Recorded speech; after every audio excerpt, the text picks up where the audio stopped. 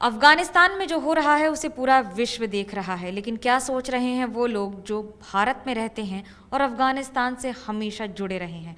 हमारे साथ हैं यास्मीन निगार खान, ऑल इंडिया पख्तून जिगराई हिंद की प्रेसिडेंट हैं।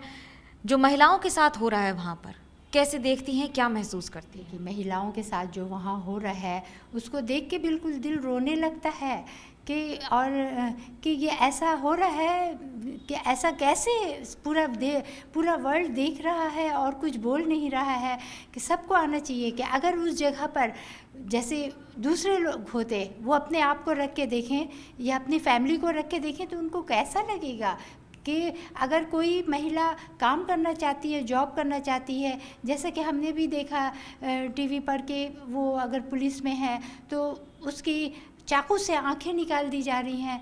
हाँ, ये कैसा अत्याचार है। ज़ोर ज़बरदस्ती आप किसी महिला को कहते हैं कि हम इससे हम निकाह करेंगे, ये उनके पेरेंट्स के बगैर इजाज़त के, उस महिला के बगैर इजाज़त के, ये कहाँ का इस्लाम है? ऐसा तो कहीं इस्लाम में नहीं लिखा है।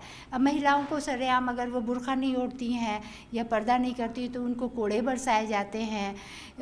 महिलाओं को मतलब क्या वो अपनी जायदाद प्रॉपर्टी समझते हैं तालिबान?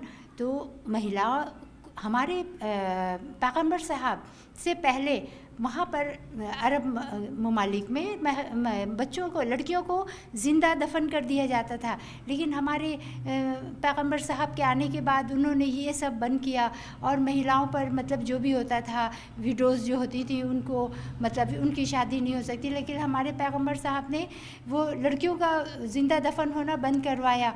उन्होंने जितनी भी उनके मतलब वाइफ्स थीं वो सारी वो विडोज़ थीं।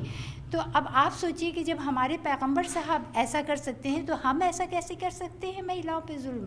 आपको तो कम से कम तालिबान अपने आप को इस्लाम बोलते हैं ना, इस्लाम शरीयत बोलते हैं ना, तो शरीयत और इस्लाम एक बार ये भी तो देखें कि ये क्या हो रहा है। जो स्थिति बनी हुई है, जिस तरह से लोगों को एयरपोर्ट से लाया जा रहा है, क्या आपको पता लग रहा है वहाँ पर स्थिति के बारे में? लोग क्या बता रहे हैं जो लौट रहे हैं? जो कल भी हमने देखा, मतलब किसी ने हमको वीडियो दिखाया कि ये 1 घंटे पहले का है, तो अफ़गानिस्तान एयरपोर्ट पे मतलब इस तरह भीड़ थी कि मतलब लोगों का सर एक दूसरे पर था, समझ में नहीं आ रहा था।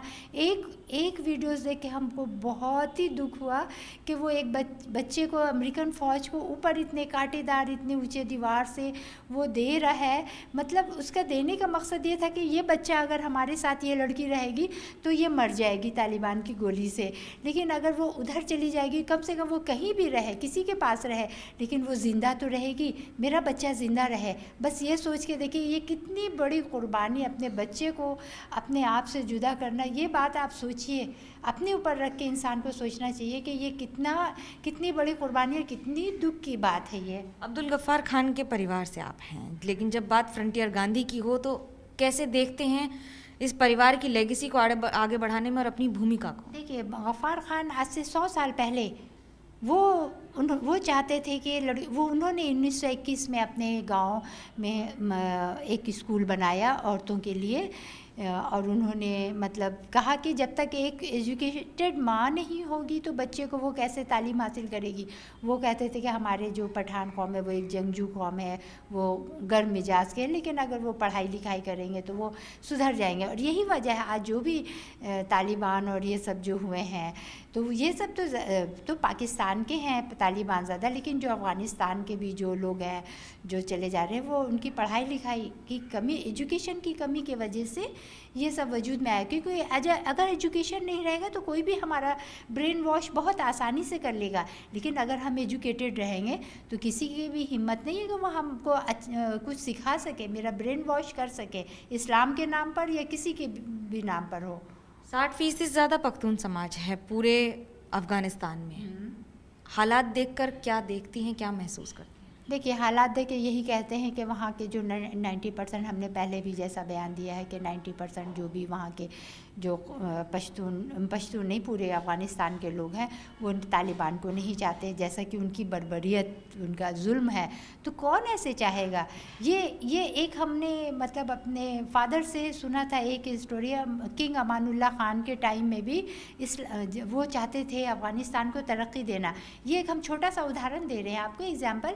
तो वो चाहते थे अफ़गानिस्तान को तरक्की देना, वहाँ इलेक्ट्रिसिटी लाना, तो इस बात को लेके वहाँ भी कुछ मुल्ला जो है उनके ख़िलाफ़ बगावत शुरू की। इतना ये हो गया उस टाइम के, हमने जैसे उसमें पढ़ा किताब में, मुल्ला शोर बाज़ार एक होता था और वहाँ रात और दिन अफ़गानिस्तान में इस्लाम के नाम पर ये होने लगा और आखिर में उनको हटा दिया गया और उनके जगह में एक बच्चा सखा जो एक डाकू था उसको तख्त पर बैठा दिया गया। तो ये इतिहास उस टाइम का अभी भी दोहराया जा रहा है कि एक अच्छे जो अशरफ गनी साहब थे उनको हटा के जो अभी का अगर उनको किंग अमानुल्लाह अगर कहा जाए तो ये कुछ मतलब कम नहीं होगा। और उनके जगह पर ये तालिबान जो है जिस तरह के वो बर्बरियत अटक है, लोगों को मतलब जगहों को लूट रहे हैं। देखा हमने कल इंडियन एम्बेसी के में घुस गए हैं, वहाँ के कारों को, वहाँ के चीज़ों को जैसे कि वो लूट रहे हैं। तो वो उस टाइम की जो वो हुकूमत बच्चा सखा की थी और 1935 के, तो वो उस टाइम का इतिहास ये अभी भी दोहराया जा रहा है। हमको ऐसा इतिहास लगा। दोहराया जा रहा है लेकिन इस वर्तमान को माफ करना बड़ा मुश्किल होगा। कैमरा पर्सन सूरज पांडे के साथ मनोज्ञा लोईवाल, कोलकाता, एबीपी न्यूज़।